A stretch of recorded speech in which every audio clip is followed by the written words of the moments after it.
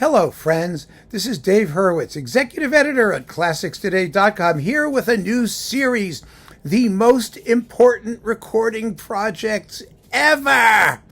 Yeah, this is something I've been wanting to do for a long time because, as we seem to be on the cusp of something here. The major labels are kind of dead.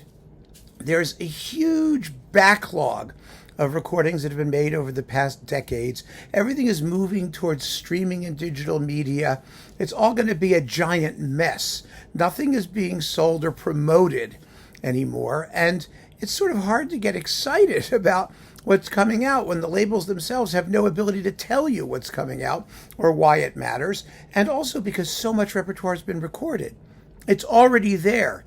And if we don't talk about what it is, or what's there, who's going to? And especially for those of you who are new to classical music or just sort of getting into it, it's important to know what the great milestones of recorded music have been. And so that's what this series is about. And I like it for two additional reasons. Number one, it's entirely repertoire based. That means it's going to be about composers, not about artists. Because artists, artists are kind of just an annoying necessity. You know what I mean? Much as I admire them, some of them are lovely people and they're fabulously gifted and wonderfully talented. What matters is the music, right? Not the person who's doing it so much. And so that's the other thing. We don't have to talk about artists as much as we can talk about repertoire. But of course, artists will come into it because they were associated with these projects. And there are, for all that we bitch and moan, lastly, I guess, for all that we bitch and moan about how awful the record industry is, and it's impossible to exaggerate how awful the record industry is, particularly the major labels, and how they've handled their legacy and how they promote it, they've never really known what to do with it. But they made it.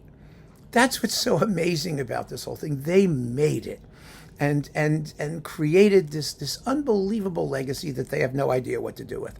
And so we need to give them the credit where credit is due, because they have spent unbelievable sums of money making often fantastic recordings of repertoire about which they are completely clueless. And that's kind of the fun part, actually, too.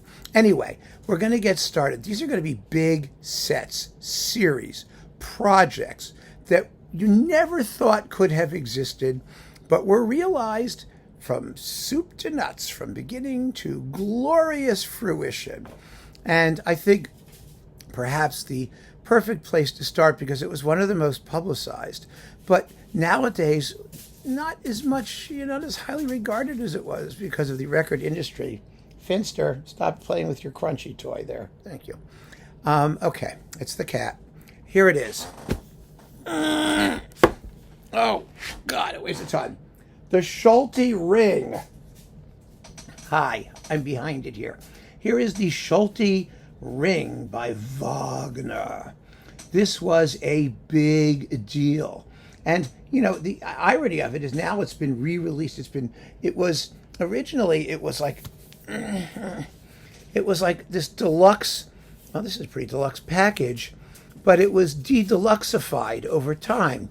As usual, originally it was 4 sets of LPs, then it was 4 sets of CDs at full price, then it was at budget price or mid-price, and then it was packed all up in a box with no libretto, then it was packed up in another box with all of Solti's Wagner recordings, and now it was re-deluxified. And this is the re-deluxified version here. That comes with all kinds of crap and stuff. Initially, it came with a book, Ring Resounding, the John Colshaw's book on how the whole series was made, which is a wonderful book to read. Of course, it's sort of, coming apart at the seams here. This is typical high-quality major label production work, but and it may fall apart and kill you if you're not careful. But there it is. Decca's pioneering recording of Wagner's Ring des Nibelungen, pardon me, I got my genitive wrong there. Conducted by Sir Georg Solti, is the most honored classical recording in history, or so they say. But First of all, nowadays, ring recordings are a dime a dozen, and for a lot of reasons. First, studio recordings of the ring were virtually unknown. This was the first. This was the first. And then Carion showed up, and the Boom live one showed up, and then everyone started doing them constantly, and they weren't even done over time. This took years. This was done for over what, from the late 50s through the mid 60s before they finished it. And nowadays they do a ring cycle, boom, the whole thing pops up in a second, and over 10 minutes it seems. It's amazing how they managed to release 17 hours of operatic recordings in like 3 minutes. It's just dazzling. And then, of course, all the live Bayreuth stuff started showing up on regular labels. It finally got licensed and released. And all of those things served to diminish the importance of this premiere recording. But, opera at the best of times is an enormously complex undertaking. I mean, really. I mean, you've got the orchestra and the soloists and getting the cast together. They didn't want Solti to conduct this originally. They wanted Georg Sell, but he couldn't get the cast he wanted. He wouldn't do it, which is really kind of fascinating. So they got Solti, who was young and practically unknown at the time that these recordings were made. And when Kulshaw said he was doing a complete ring and Solti was going to be the conductor, everyone laughed at him. They said, well, who's Solti, and no one's going to buy a complete ring. I mean, who wanted to buy a complete ring? Long playing records were a new thing. Das Rheingold had never been recorded at all.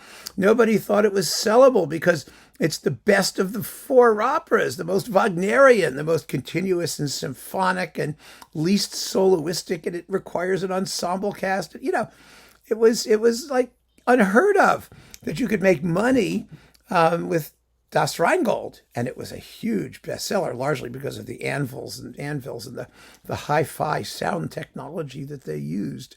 But getting the best cast together was very, very difficult, but they managed. I mean, it's as great a cast as has ever done a ring.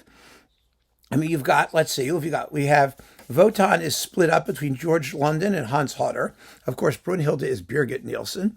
And in her absolute prime, some people say that she's better in the Leinsdorf Valkyrie than in this one, because she did it twice at the same time, which greatly upset Decca, because Leinsdorf's recording at that time, Decca had a relationship with RCA, and that one came out on RCA. It was very complicated. Now it's back on Decca. And you've got Kirsten Flagstad doing Fricka. And let's see who else is in here. James King is Sigmund, and Krista Ludwig is the other Fricka. She refricks. And we have, let me see, Helga Dernisch and Wolfgang Windgassen is Siegfried. And really, Gustav Neidlinger, who's the ultimate Alberich. Really a fabulous cast. And the sonics were magnificent. And it was the Vienna Philharmonic. And Solti, who became famous retroactively, this made his career, this set. I mean, it really did. He became a thing after these recordings were made. And so it was a milestone in that it demonstrated the power of a major record label to make the career of an artist. Before that, you had the major artists who signed to a label. But here you had a label creating a major artist, which was, Solti might have disputed that, but that's what happened. That's really what happened. And he was a Decca artist for his entire life after that, much to their chagrin towards the end of it, I think. But still, it was an amazing achievement to organize and make a studio recording with these artists of this quality of Wagner's complete ring. An absolute historical milestone. And still, whatever anyone says about Kempe or Clemens Krauss or live Bayreuth this or the Boom, which is actually my favorite one, with a very similar cast. Whatever anyone says about it, it was an absolutely epic achievement in recording what is, without doubt, an epic work. An amazing, amazing accomplishment. And so don't let anyone tell you otherwise. Everyone's got their personal favorites. And the last thing that I really like about this series, I have to say, is that it's not about what I like. This is history. This is what I love about doing these things. I like facts. Facts are wonderful. And this is about what happened, what was done, what they made, not whether I like it or not whether such and such is better than so and so's. No, it's about the history of the recording industry and the wonderful things that it did throughout the 20th century. And there's so much to celebrate there, and I think we should. I really think we should, without being, too snarky. I mean, I have to be a little snarky. I mean, that's kind of part of my personality, and we all are, aren't we? A little bit, we get to have our own fun with it. But by the same token, we need to acknowledge what happened, what the facts are, and what the history is. And this is a historical document, I can pet it, of the first rank. I may have to glue it back together, but that's okay. An amazing accomplishment, and number one in what is going to be a lengthy and fascinating series of the most important recorded projects in the world of classical music ever. So keep on listening, friends, and thanks for joining me. Take care.